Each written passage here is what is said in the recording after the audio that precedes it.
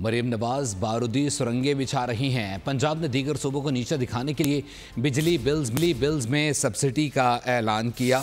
IMF کہہ رہا ہے کہ سپتمبر تک ریلیف واپس کریں۔ مریم نواز جیسی بڑی غلطی ہم کبھی نہیں کریں گے۔ مشیر خزانہ خیبر پختونخوا مزمل اسلم نے کہا وزیر اعلیٰ پنجاب نے اپنی گردن IMF کے ہاتھ میں دے دی ہے۔ وفاق کے بجٹ کو دیکھ کر بجٹ بنائیں گے تو پورا بجٹ خراب ہوگا۔ مزید بولے اتاتارڑ کو آئین اور معیشت کا کچھ علم نہیں۔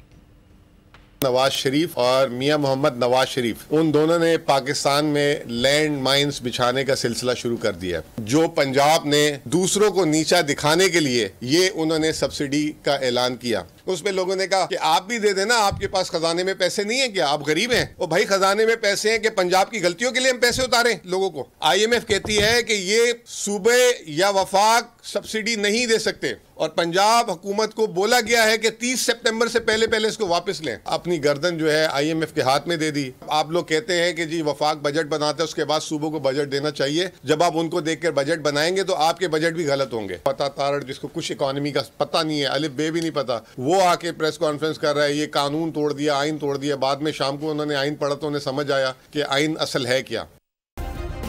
سبسکرائب کریں اور بیل دبائیں تاکہ کوئی خبر رہ نہ جائے۔